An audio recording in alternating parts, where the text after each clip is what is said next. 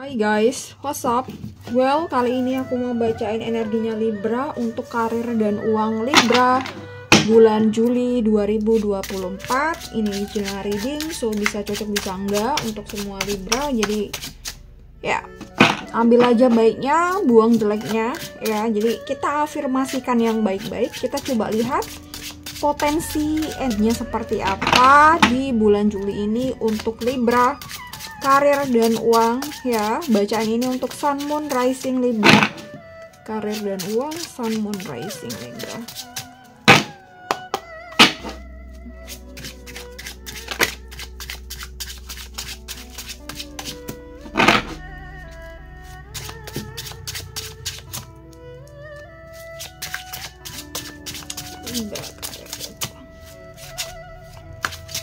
Oke.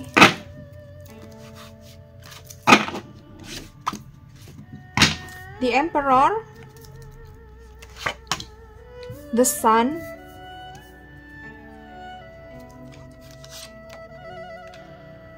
Nine of Cups,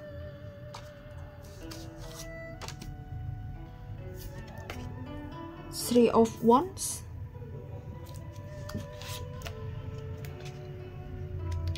King of Swords,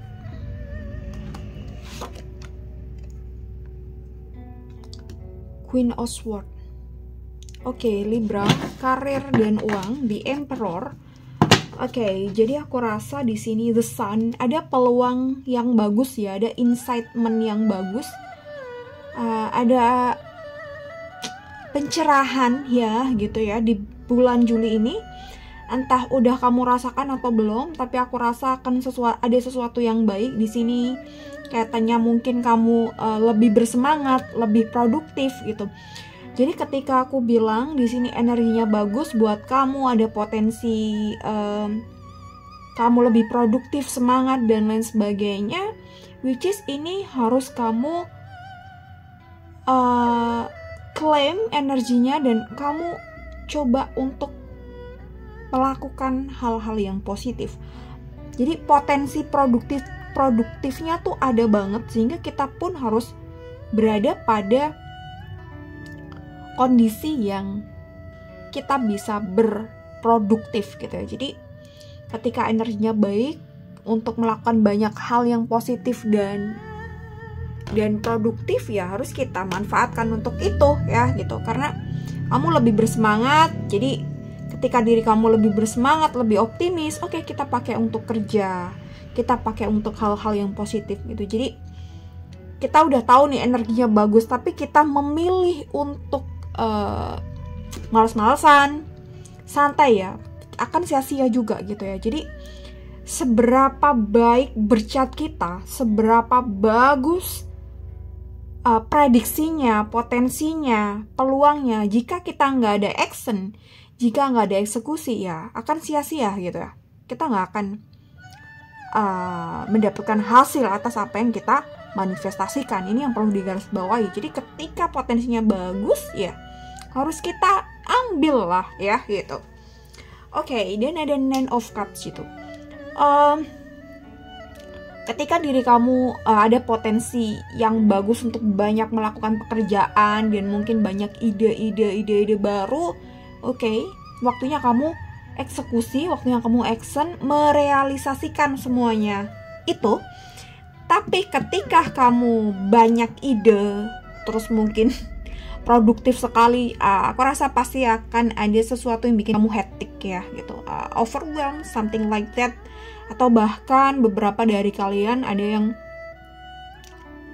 cukup burnout ya. Jadi kamu harus menarik diri ke belakang sebentar, kamu relax sebentar, dan kamu pilah-pilah mana nih kamu bikin to-do list atau kamu bikin prioritas ya gitu. Mana yang harus dikerjakan duluan, mana yang penting, mana yang urgent. Ini sih, jadi pentingnya menaruh hal mana yang prioritas dan yang enggak, mana yang harus dikerjakan cepat, mana yang enggak. Dan ketika kamu ada ide-ide yang bagus, aku rasa ya Libra akan banyak muncul ide-ide bagus di kepala kamu. Jadi kamu tulis supaya kamu nggak hilang, atau kamu bisa catat di handphone gitu, bisa gitu. Ketika mungkin kamu banyak sekali ide yang muncul, tinggal ditulis aja biar nggak lupa gitu. Kecuali kamu punya ingatan yang kuat, ya it's fine gitu. Tapi kalau kamu gampang sekali lupa, atau kamu ketika udah sibuk banget gitu, ada yang terlupakan, jadi mending ditulis ya. Peluang prestasi ada, peluang rezeki ada, jadi tinggal dijemput aja. Dijemputnya ya kita harus bergerak kan, kita nggak bisa menjemput terus diemnya, nggak bisa ya, kecuali kita delivery order ya gitu, beda lagi ya. Oke, tapi kamu harus bergerak gini ya. Kita delivery order pun kan bergerak kan, megang handphone, scroll gitu ya. Kita cari apa yang menarik gitu. Kalau misal dapat kiriman, at least kita kirim nomor rekening kita kan ke klien atau customer, right gitu. Nggak ada yang bener-bener diem. Jadi bergerak semua ya. Pikiran kita, energi kita, semuanya harus bergerak di bulan Juli ini ya untuk Libra. Oke. Uang uang bagus, karir juga bagus, kamu lebih produktif ya. Lagi aku ulangin di sini, cuma harus hati-hati dengan yang terlalu banyak kegiatan enten kamu lupa istirahat ya. Nanti takutnya nanti jatuh sakit, jadi kamu harus atur itu juga ya. King of Swords, Queen of Swords, ya ada King dan ada Queen dan ada The Emperor. Aku perlu klarifikasi nih dari 3 kartu ini. Aku akan ambil 2 kartu. The Moon, oke. Kelihatan gak sih? Oke. The Moon dan Six of Pentacle, oke. Untuk kamu supaya apa ya, semuanya berjalan smooth, memang harus dijaga yang namanya emosi, pikiran kamu, diri kamu gitu. Ada hal dimana mungkin ketika kamu nggak bisa ngatur baik gitu, mungkin ada sesuatu yang kaitannya dengan diri kamu atau dari mental kamu yang sedikit terganggu. Jadi jangan sampai mungkin kelelahan, jangan sampai mungkin tidurnya kurang gitu, karena ada beberapa orang tipe energinya memang tidurnya tuh harus cukup gitu. Ketika dia tidurnya nggak cukup, maka akan cranky, bad mood, dan ya mungkin seharian bakal mager aja, nggak ngapa-ngapain gitu ya. Jadi kamu harus tahu bahwa di titik sekarang ya gitu, di titik sekarang ini, di umur berapapun saat ini, lebih-lebih kamu yang udah on the way kepala 3 atau bahkan udah kepala 3, sebaiknya ya, ini sebaiknya kita udah tahu beberapa hal yang bikin kita nggak happy dan beberapa hal yang bikin kita happy gitu. Jadi ketika ada sesuatu yang nge-trigger kita cepet switchnya gitu. Ada sesuatu yang nggak happy nih gitu. Oke, kita switch dengan hal ini. Oke, jadi ada sesuatu yang bikin happy nih gitu. Atau hal ini bikin aku happy, ya udah kan kita langsung cepet nih. Misalnya apa gitu ya. Ini contoh aja. Six of Pentacles, ya ada klarifikasi bentar ya untuk Libra di sini. King of Swords dan Queen of Swords, oke. Ya, just feeling that you have to kamu harus hati-hati dengan seseorang yang punya kuasa. Ini bisa orang terdekat, bisa atas, bisa siapa aja. Jadi harus hati-hati aja, cukup jaga sikap aja dari orang-orang ini. Jadi ya kalau nggak penting-penting amat, mungkin nggak perlu komunikasi, atau ya udah kita profesional aja kalau misalnya di lingkungan kerja.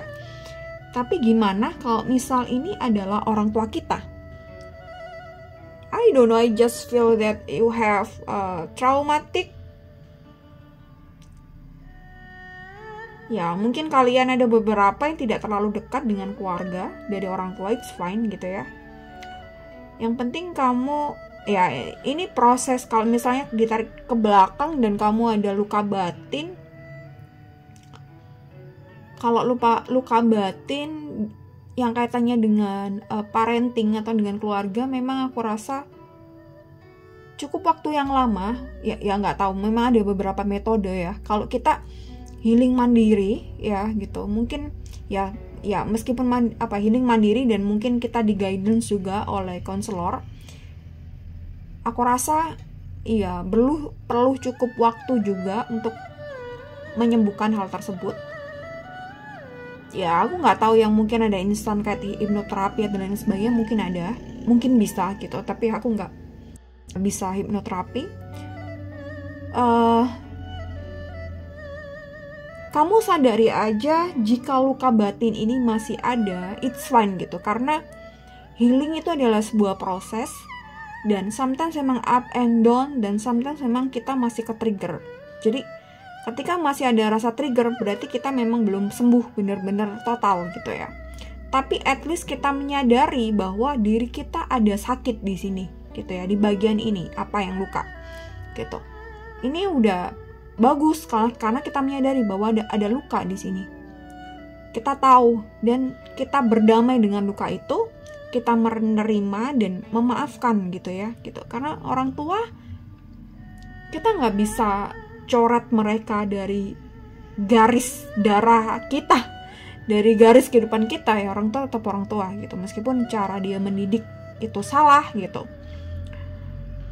ya, kita nggak bisa menghilangkan darah mereka di diri kita gitu. Tapi ketika kita belum nyaman, benar-benar belum nyaman berinteraksi dengan mereka, it's fine gitu. Kita misalnya jaga jarak, asalkan kita tuh tetap, kita nggak membenci mereka. Ya idol ini benci dan tidak benci ini, beberapa orang memang nggak bisa langsung disuruh oke, maafin, nggak, semua butuh proses, it's fine gitu. Tapi sebisa mungkin kita tetap berbuat baik sama mereka. Intinya kita tetap tidak durhaka, tidak pernah ya just normal aja gitu. Ketika interaksi ya interaksi gitu. Ya aku rasa beberapa ada yang mengalami luka batin ini karena traumatik dengan orang tua ya. Jadi jika saat ini kamu menjaga jarak, it's fine gitu, nggak ada yang salah gitu. Tapi sambil berjalan memang kamu harus healing ya gitu. Healing mandiri boleh ya, mau pendampingan juga boleh.